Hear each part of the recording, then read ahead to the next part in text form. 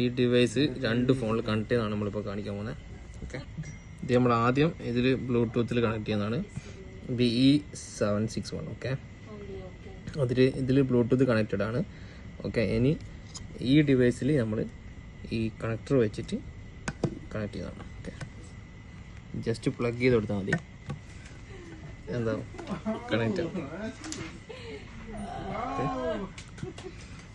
Just നമ്മൾ YouTube open ചെയ്യാം. ഇതിൽ നമ്മൾ പ്ലേ ചെയ്യാൻ പോണ പാട്ട്.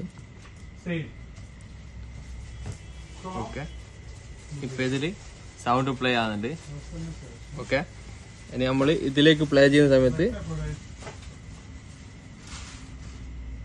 ഇത് ഓട്ടോമാറ്റിക് പോസ് ആവും. പിന്നെ ഇതിലാണ് സോങ് കേൾക്കുക.